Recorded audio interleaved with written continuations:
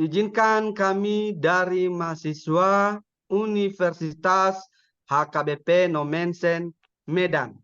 Kami dari program studi Magister Pendidikan Matematika tahun 2023 dengan dosen Ibu Mayasari Simanjutak, MSI. Adapun rekan-rekan yang menyajikan materi tentang filsafat ini, yang pertama, Ibu Agustina Mayon Rilen Sinaga. Dan yang kedua, Pak Sentosa Giawa hadir. Yang ketiga, Pak Limaso Gultom. Yang keempat, Ibu Windy Simamora. Adapun materi yang kami sajikan yaitu tentang filsafat matematika dan pendidikan matematika, dan nilai-nilai matematika dan pendidikan karakter. Jadi untuk sajian pertama ini adalah saya sendiri atau Sentosa Giawa dengan judul Filsafat Matematika. Jadi adapun pengertian filsafat ini, kata filsafat berasal dari bahasa Yunani, yaitu filosofia. Jadi kata filosofia ini merupakan gabungan dari dua kata, yaitu philos dan sophia.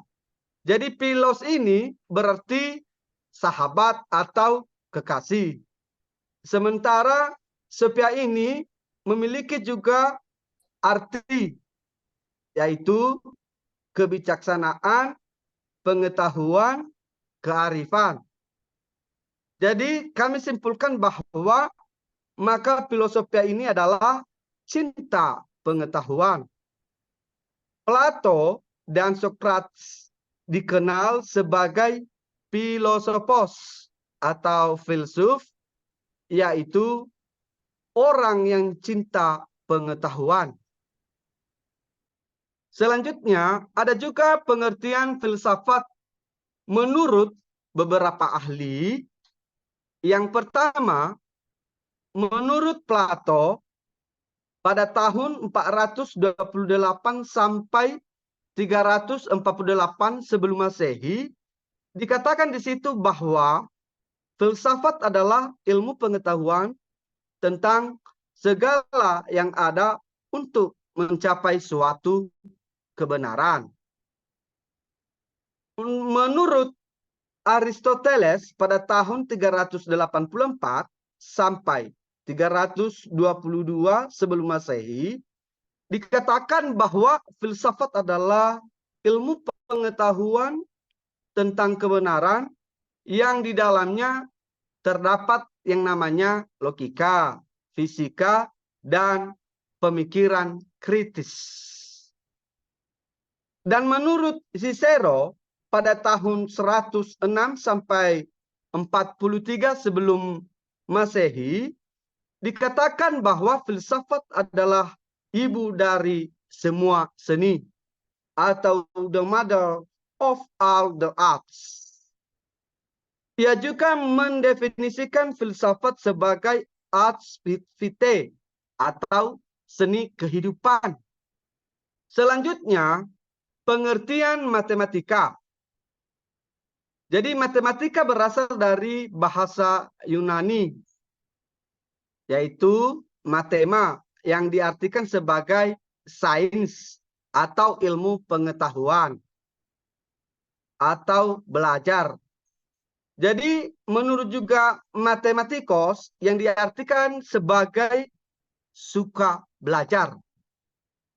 Jadi adapun pengertian matematika menurut beberapa ahli, yang pertama atau bagian A, menurut James dan James, bahwasanya matematika adalah ilmu tentang logika, bentuk, susunan, besaran, dan konsep-konsep seperti aljabar, analisis, dan geometri. Selanjutnya, pengertian matematika menurut Johnson dan Rising bahwasanya matematika adalah pola berpikir, pola mengorganisasikan pembuktian logis, menggunakan bahasa yang jelas dan akurat.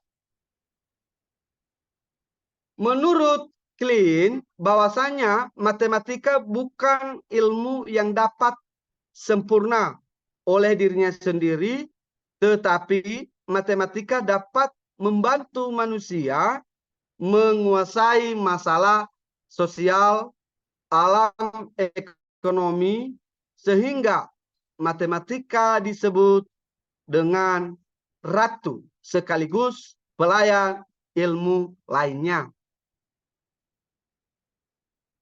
Filsafat matematika.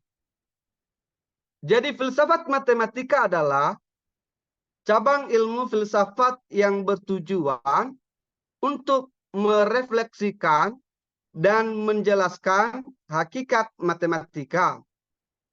Hal ini bertujuan menjelaskan pengetahuan manusia secara umum. Bahwa filsafat matematika mengajukan pertanyaan-pertanyaan seperti apa dasar dari pengetahuan matematika? Apa hakikat kebenaran matematika? Apa yang mencirikan matematika? Apa kebenaran matematika? Mengapa kebenaran matematika dianggap sebagai kebenaran yang mendasar? Hubungan filsafat dengan matematika. Menurut Wahyudin, pada tahun 2011, pada halaman 74, mengemukakan hubungan antara matematika dan filsafat adalah sebagai berikut. Yang pertama, matematika dan filsafat merupakan upaya-upaya intelektual paling awal untuk memahami dunia di sekitar kita. Dan keduanya lahir di Yunani kuno, serta mengalami transformasi-transformasi penting di sana. Dan yang kedua, bahwasanya matematika adalah suatu studi kasus penting bagi filsuf. Anggota filsafat kontemporer memiliki formulasi-formulasi yang sangat jelas berfokus pada matematika yang meliputi epistemologi dan ontologi. Manfaat memahami filsafat matematika ini, yang pertama, guru mendapat pengetahuan dari para ahli terkait filosofi di balik matematika. Yang kedua, sebagai bahan pengembangan pemikiran matematika, sehingga dapat diaplikasikan sesuai perkembangan zaman dan teknologi. Dan yang ketiga, kita menjadi tahu perjalanan dan asal-usul matematika yang dimana diharapkan dapat menjadi inspirasi terhadap temuan-temuan baru yang berguna untuk manusia. Jadi untuk pembahasan selanjutnya tentang filsafat pendidikan matematika yang dilanjutkan oleh rekan saya atau Ibu Agustina. Kepada Ibu kami beri waktu. Selanjutnya saya akan membahas mengenai bagaimana filsafat pendidikan matematika. Sudah banyak pengertian dari berbagai filsafat. Kali ini saya akan mengambil satu secara umum, yaitu filsafat berasal dari bahasa Yunani yang bisa diartikan sebagai kajian, pandangan, ataupun ilmu yang mendalami sesuatu. Nah, kita sekarang akan mencari tahu apa sebenarnya pendidikan itu. Kalau kita tahu pendidikan secara umum itu adalah prosesnya. proses belajar mengajar yang terstruktur dengan tujuan agar seseorang menjadi tahu, mengerti, dan dapat mengembangkan kemampuan yang dimiliki. Kalau orang-orang secara umum taunya matematika itu adalah ilmu atau pelajaran tentang hitungan atau angka yang terstruktur. Dari pengertian filsafat dan pendidikan tersebut dapat diambil suatu kesimpulan bahwa filsafat pendidikan matematika adalah suatu ilmu yang mempelajari proses dan pelaksanaan pendidikan matematika. Nah, baiklah, selanjutnya akan dijelaskan mengenai kategori filsafat pendidikan matematika. Nah, yang pertama itu ada yang dinamakan dengan ontologi ilmu filsafat, yaitu yang mempelajari suatu realita atau kebenaran. Nah, dalam ontologi ini kita juga bisa melihat di dalamnya ada karakteristik. Nah, dalam karakteristik ini ada lagi yang dinamakan kesepakatan bersama. Nah, seperti kita tahu bersama, kalau matematika itu sebenarnya adalah kesepakatan bersama. Seperti kita ambil 10 lebih besar dari 2. Dan 3 dikali 7 itu merupakan dari kesepakatan bersama. Yang kedua yaitu matematika itu memiliki simbol, misalnya tanda X. Tanda X itu yang kita tahu ya huruf X, tidak ada artinya. Tetapi kita bisa membuatnya itu menjadi sebuah bilangan. Seperti yang selalu kita pelajari dalam matematika. Berapakah nilai X? Jika X sekian, berapakah nilai ini? Jadi itu yang dimaksud dengan simbol. Yang kedua, kita akan melihat nilai objek dari ontologi. Objeknya itu bisa secara langsung dan tak langsung. Adapun objek langsungnya itu angkanya, terus bilangan positif, negatif, operasi penjumlahan atau pengurangan, dan operasi lainnya pada matematika. Itu yang disebut dengan objek langsung. Nah, kalau objek tidak langsung itu yaitu kemampuan kita, kemampuan berpikir logis manusia, kemampuan kita memecahkan masalah tadi yang dari objek langsung tadi. Dan ketelitian, itulah yang masuk ke dalam objek tidak langsung.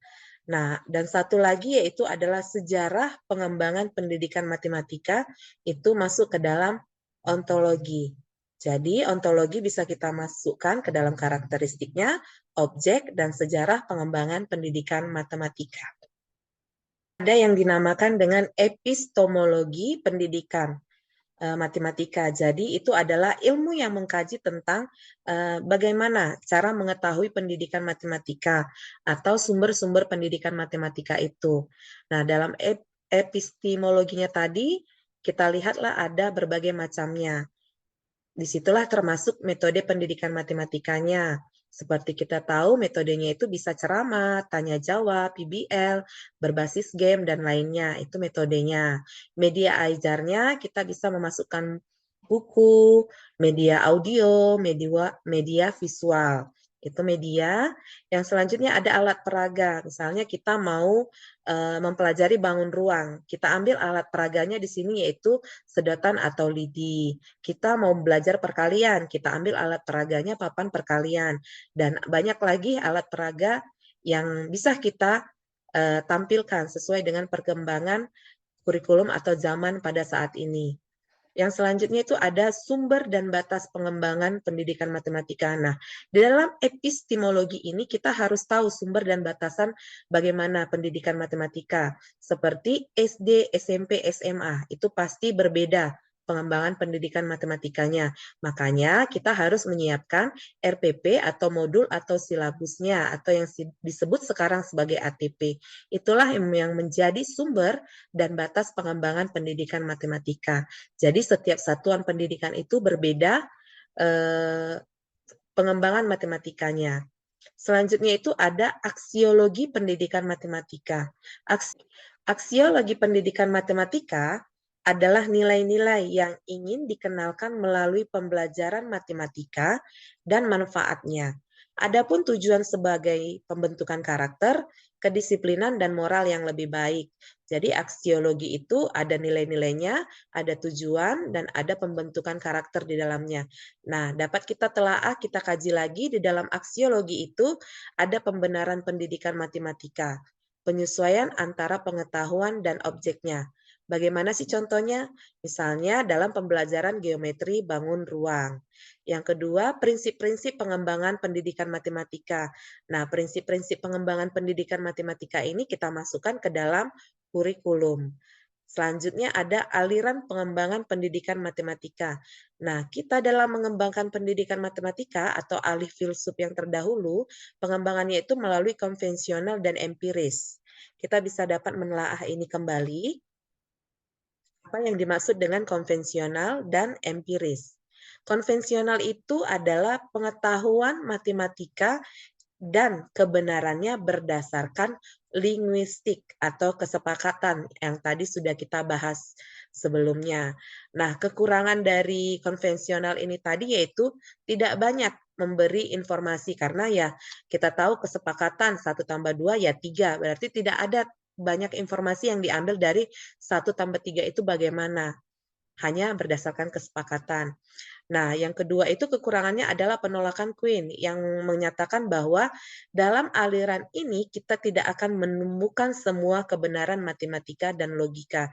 Ya, ini benar karena balik lagi tadi karena kesepakatan. Jadi semua kesepakatan itu kita nggak bisa tahu kebenarannya dan tidak bisa diterima akal logika kita. Yang kedua, empirisme adalah pengetahuan matematika yang melalui empirik atau pengamatan. Nah, konsepnya itu terbagi dua, yaitu matematika berasal dari pengamatan, itu diterima dari ya filsuf-filsuf tadi yang sebelumnya sudah dipaparkan oleh Pak Sentosa tadi, dan filsuf-filsuf lainnya.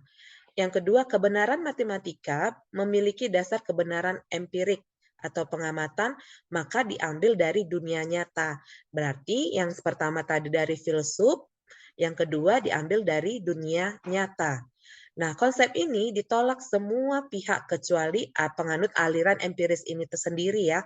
Karena ilmu matematika itu ada landasan teoritisnya. Seperti 10 ditambah 5 sama dengan 15. Hal ini tidak melalui pengamatan kebenaran di dunia, tetapi melalui ilmu teori penjumlahan dan angka. Inilah alasannya kenapa tadi hanya pengamat empiris saja yang menerimanya. Untuk selanjutnya kita akan membahas nilai-nilai matematika dan pendidikan karakter, maka kita akan mendengarkan penjelasannya yang dibawakan oleh Pak Limaso.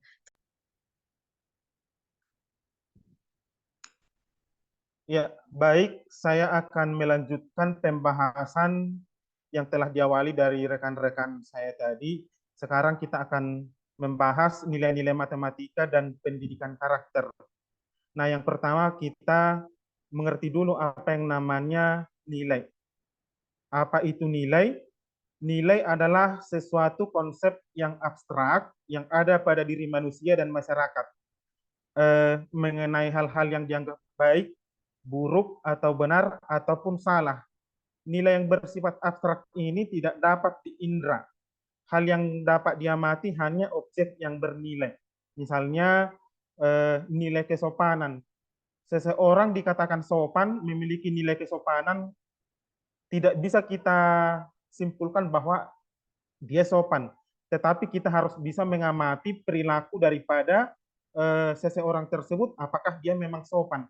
Perilaku yang bisa diamati itu ya misalnya ketika kita berjumpa dengan seseorang, dia bersikap ramah, menyapa dengan bagus, ya mungkin dari situ bisa dikatakan bahwa seseorang tersebut dikatakan memiliki nilai kesopanan. Selanjutnya masuk ke nilai-nilai matematik menurut beberapa para ahli. Kami mengambil beberapa pandangan para ahli, yaitu yang zaman sebelumnya dan modern sekarang ini. Yang modern sekarang ini adalah Suprianto yang membagi nilai matematik ke dalam 6 kategori. Apa itu? Yang pertama adalah nilai praktis dan nilai guna. Kemudian yang kedua nilai kedisiplinan. Yang ketiga adalah nilai budaya. Yang keempat nilai hiburan atau rekreasi. Yang kelima adalah nilai keindahan. Dan keenam adalah nilai demokrasi. Apa-apa saja maksud daripada nilai tersebut? Yang pertama adalah nilai praktis dan nilai guna. matematika dapat dikatakan bernilai praktis atau bernilai guna apabila dapat membantu manusia dalam melakukan aktivitasnya. Misalnya, seorang arsitektur menggunakan kalkulus, di mana kalkulus itu merupakan suatu cabang atau ilmu matematik yang dapat menjelaskan pekerjaan seorang daripada arsitektur. Misalnya bagaimana kemiringan dari suatu bangunan, kekuatan fondasinya, itu merupakan perpaduan daripada ilmu matematik yang ada di dalamnya.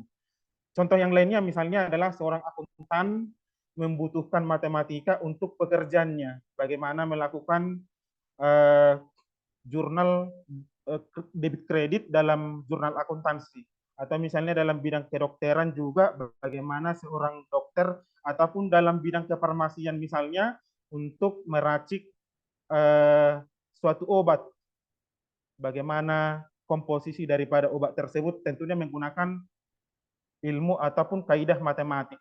Maka dengan adanya seperti ini, matematika itu bisa dikatakan bernilai praktis dan bernilai guna. Kemudian nilai yang kedua adalah nilai kedisiplinan. Nilai kedisiplinan itu apa? Yaitu matematika itu kan bersifat paling eksak, artinya benar dan senantiasa menuju sasaran, sehingga matematik dapat menumbuhkan disiplin. Itu menurut Sujadi pada tahun 1998 dan menjelang ke 1999.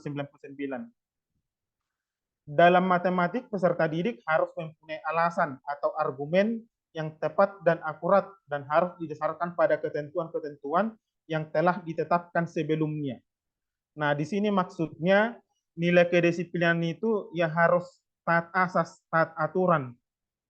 Misalnya, kalau kita mau mencari luas suatu segitiga, ada 3 sisi segitiga, satu sebagai alas, satu sebagai tinggi, kita tidak bisa menghitung luas segitiga tersebut dengan mengalihkan alas kali tinggi, yaitu luas segitiga kan setengah alas kali tinggi, apabila alas dan tingginya tidak tegak lurus. Yang pertama harus dipenuhi dulu aturannya, di mana alas dan tinggi itu harus saling tegak lurus atau membentuk sudut 90 derajat. Maka disitulah terkandung kedisiplinan bahwa luas segitiga itu harus perkalian antara alas dengan tinggi yang saling tegak lurus lalu dibagi dua. Seperti itu maksud nilai kedisiplinan. Kemudian yang selanjutnya nilai yang ketiga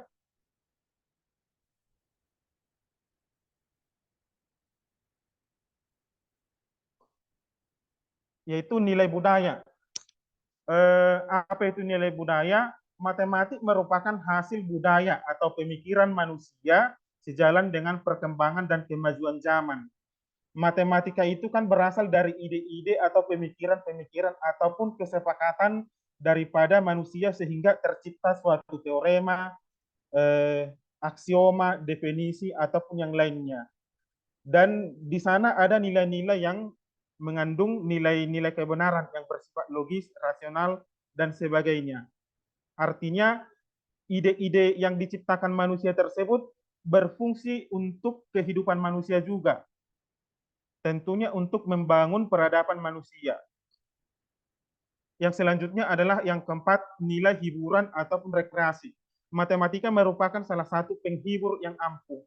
Nah, di sini maksudnya seiring perkembangan zaman pada saat ini, dunia teknologi juga sudah berkembang pesat. Perkembangan matematik itu bisa terintegrasi dalam dunia teknologi, di mana pada saat ini banyak game-games atau permainan-permainan yang berupa kuis atau puzzle yang dapat diaplikasikan ke dalam matematik, sehingga game-game tersebut memiliki daya tarik ataupun daya penghibur bagi setiap orang, sehingga bisa dijadikan sebagai sarana ataupun rekreasi untuk meningkatkan kecerdasan juga tentunya. Kemudian yang selanjutnya adalah yaitu yang kelima, nilai keindahan. Menurut Socrates sebagai seorang ahli filsafat, nilai keindahan itu adalah sesuatu yang indah kalau sesuai dengan tujuan, fungsi, atau kegunaannya. Matematika tentu sebagai ratu ilmu dikatakan indah karena sesuai dengan tujuan atau fungsinya, ataupun bermanfaat bagi lingkungan sekitarnya. Misalnya dalam dunia fisika, matematik sangat banyak digunakan untuk mengkaji ilmu fisika. Di matematika itu sendiri juga percabangan keilmuannya, misalnya dalam dunia statistik, sangat banyak juga digunakan ilmu matematik. Di dalam ilmu sosial juga begitu, tidak hanya di dalam ilmu eksakta, matematika sungguh banyak digunakan. Kemudian yang keenam adalah nilai demokrasi. Nilai demokrasi ini merupakan atau berpedoman pada definisi, aksioma, dan teorema yang setiap melangkah untuk membuktikan suatu pernyataan yang baru selalu berpedoman pada ketiga hal tersebut. Artinya jika ada sesuatu aksioma yang baru ataupun teorema yang baru lahir dari aksioma ataupun teorema terdahulu, maka didemokrasikan dulu, dimufakatkan dulu apakah sudah mengikuti kaidah daripada teorema yang sudah ada. Dalam pembuatan pedoman tersebut ya pasti dilakukan secara demokrasi sehingga semua orang akan patuh pada pedoman dan pedoman tersebut harus ditaati dalam mengerjakan matematika. Jadi lahirnya suatu aksioma ataupun definisi ataupun teorema-teorema yang baru itu berdasarkan teorema-teorema yang sudah ada dan kesepakatan yang sudah ada. Tidak bisa melenceng dari jalur yang ada. Nah, kemudian ahli matematik yang kedua yang zaman terdahulu kami mengambil dari Bishop tahun 1988.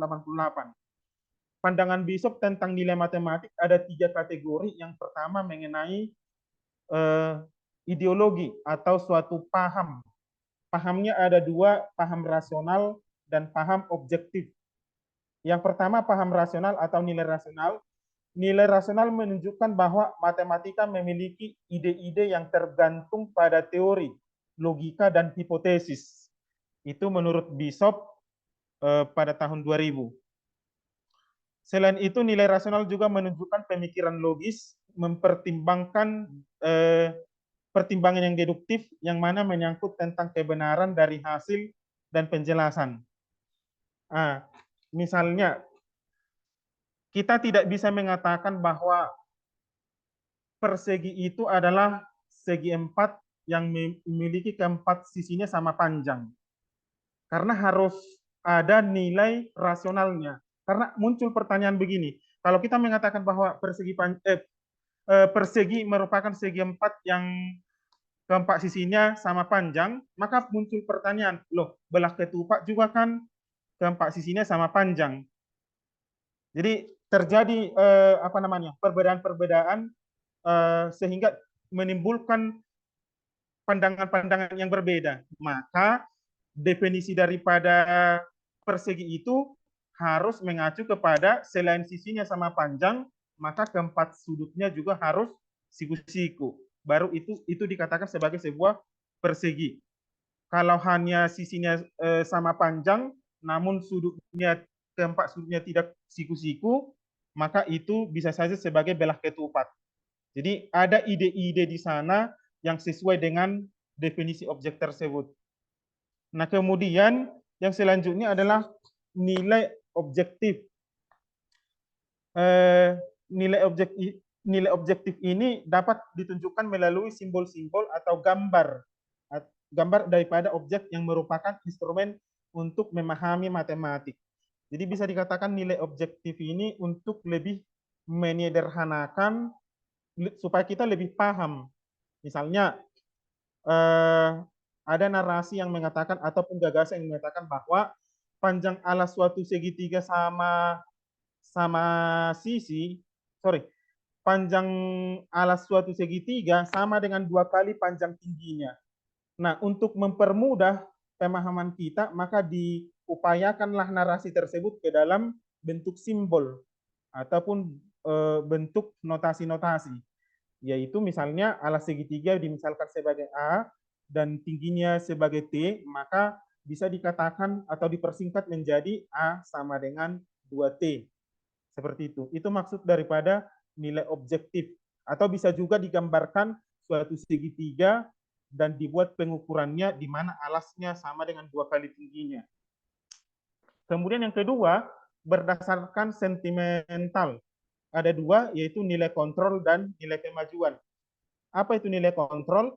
Nilai kontrol itu menunjukkan bahwa matematik diterapkan tidak hanya pada konsep atau matematik itu sendiri, tetapi juga pada masalah maupun solusi dalam bidang sosial. Nah, sama seperti yang tadi, ini lebih ke aplikasi lah.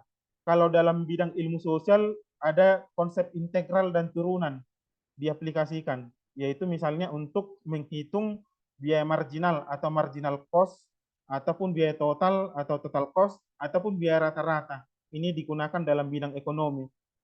Kemudian yang kedua, nilai kemajuan. Nilai kemajuan ini melibatkan pengetahuan matematik yang bersifat dinamis dan juga melibatkan proses memperoleh alternatif tertentu dalam menyelesaikan masalah, menyimpulkan atau generalisasi, dan juga pengembangan serta membentuk alternatif yang mudah dalam menyelesaikan masalah matematik. Nah, di sini maksudnya matematik itu kan bersifat dinamis. Jadi lebih untuk mempermudah ataupun membantu kehidupan manusia di masa sekarang ini. Misalnya dalam masa sekarang ini ada istilah quick count atau hitung cepat yang digunakan dalam pemilihan umum. Tentu di sana adalah aplikasi matematik yang digunakan. Bagaimana metodologi statistika yang digunakan sehingga perhitungan suara yang tadinya berbulan-bulan bisa diketahui, maka dalam waktu 1 jam bisa dilihat hasilnya. Tentu dengan adanya perkembangan ataupun kemajuan matematik itu sendiri. Nah, kemudian yang ketiga,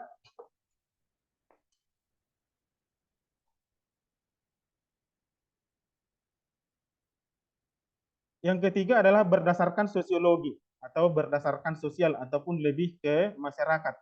Yang pertama ada nilai keterbukaan. Nilai keterbukaan ini membahas dan menganalisis tentang teorema materi dari hasil argumentasi. Melalui keterbukaan ini akan membawa kita untuk mencari teorema baru atau menemukan ide-ide baru.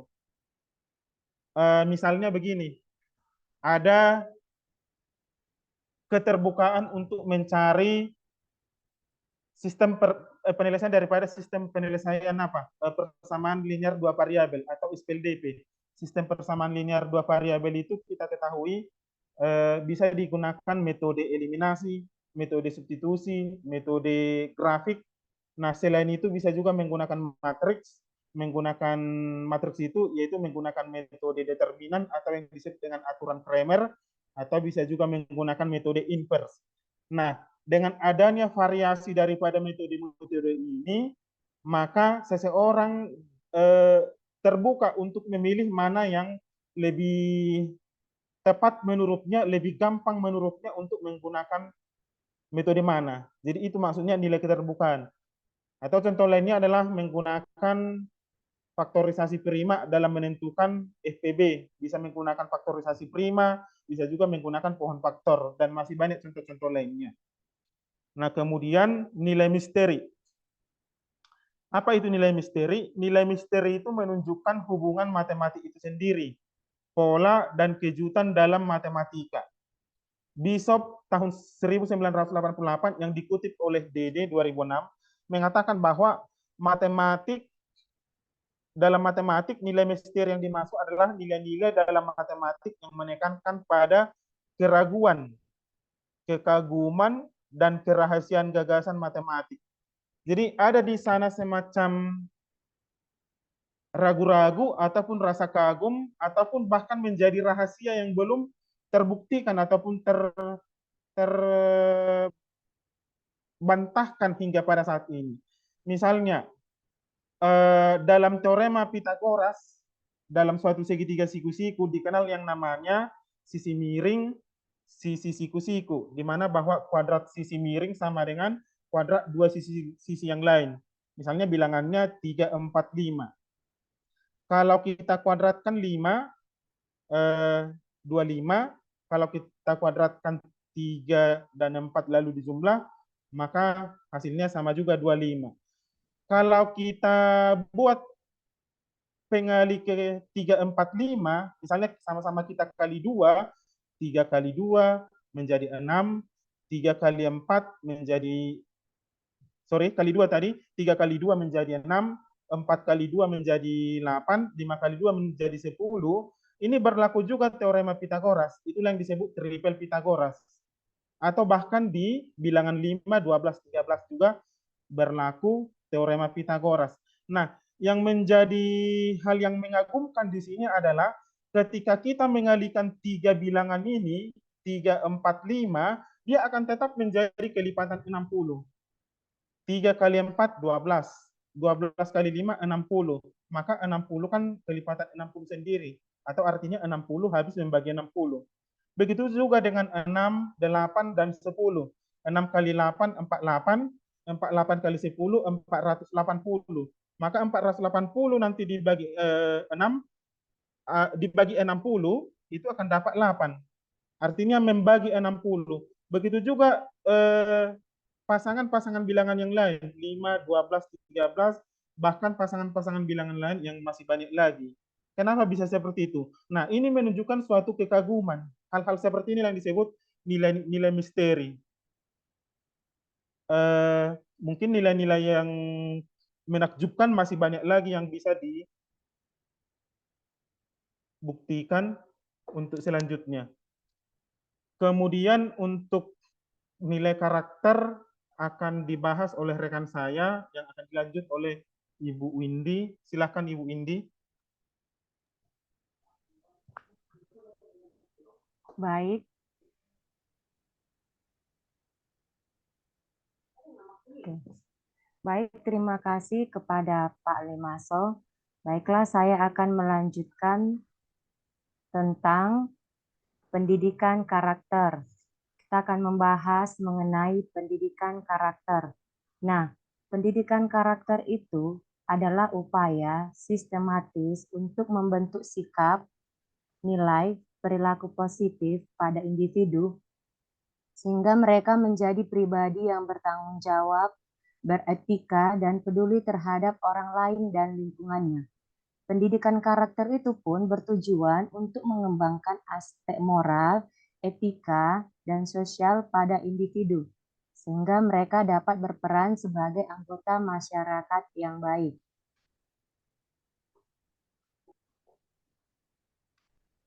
Pendidikan karakter itu pengertiannya ada bisa kita sampaikan menurut para ahli. Yang pertama, menurut Thomas Lickona, dikatakan bahwa pendidikan karakter itu adalah upaya sistematis untuk mengajar anak-anak nilai-nilai etika yang baik sebagai bagian dari kurikulum sekolah. Ini melibatkan pengembangan karakter yang baik seperti kejujuran, tanggung jawab, kerja keras, dan empati. Jadi menurut Thomas Lickona itu pendidikan karakter yang baik itu adalah seperti kejujuran, tanggung jawab, kerja keras, dan empati. Kemudian berikutnya menurut James Arthur, pendidikan karakter itu tidak hanya tentang mengajarkan nilai-nilai moral, tetapi juga ada dia tentang memberikan kesempatan bagi siswa untuk berpartisipasi dalam pengalaman nyata yang memungkinkan mereka mempraktikkan dan menerapkan nilai-nilai tersebut dalam kehidupan sehari-hari. Ada beberapa cara untuk memahami dan mengintegrasikan nilai-nilai tersebut dalam konteks pendidikan matematika. Yang pertama adalah mengenai karakter bangsa. Ini melibatkan pengenalan dan penghargaan terhadap nilai-nilai budaya, sejarah, dan identitas nasional dalam pembelajaran matematika. Misalnya, guru bisa mengaitkan konsep matematika dengan penemuan-penemuan ilmiah dari budaya lokal atau dengan pencapaian matematika dari tokoh-tokoh bangsa. Yang kedua, kita mau membahas tentang karakter religius. Dalam konteks ini, matematika bisa diajarkan sebagai sarana untuk memahami keindahan alam semesta dan keagungan penciptanya. Guru dapat menyoroti konsep-konsep matematika yang terkait dengan prinsip-prinsip agama, seperti keteraturan, keadilan, atau ketekunan. Kemudian kita mau membahas yang ketiga mengenai karakter konservasi. Apa itu karakter konservasi yang mau kita bahas? Di sini dijabarkan mengenai pendidikan matematika juga bisa mempromosikan nilai-nilai konservasi dan keberlanjutan lingkungan. Di sini guru dapat mengajarkan konsep matematika seperti perbandingan, perubahan, dan prediksi untuk memahami dampak aktivitas manusia terhadap lingkungan serta untuk merancang solusi yang berkelanjutan. Kemudian yang keempat, mengenai nilai-nilai matematika. Selain mempelajari konsep matematika secara teknis, siswa juga dapat belajar mengenai nilai-nilai yang mendasari disiplin ini, seperti ketelitian, kejujuran, kerjasama, dan ketekunan. Guru bisa merancang aktivitas atau proyek yang menekankan pentingnya nilai-nilai ini dalam menjalankan keterampilan matematika. Integrasi nilai-nilai karakter bangsa, karakter religius, karakter konservasi, dan nilai matematika tidak hanya membantu siswa memperoleh pengetahuan matematika yang kuat, tetapi juga membentuk para siswa menjadi individu yang bertanggung jawab, berempati, dan berdaya saing tinggi dalam masyarakat. Jadi di sini matematika tidak hanya membahas mengenai angka, tetapi ada nilai-nilai yang harus diterapkan ataupun yang diperoleh dari siswa itu yang bisa dijabarkan mengenai bertanggung jawab, berempati, dan berdaya saing tinggi dalam masyarakat. Demikianlah presentasi dari kelompok kami yang bisa kami presentasikan. Adapun kritik dan saran kami terima dengan baik. Sekian dan terima kasih.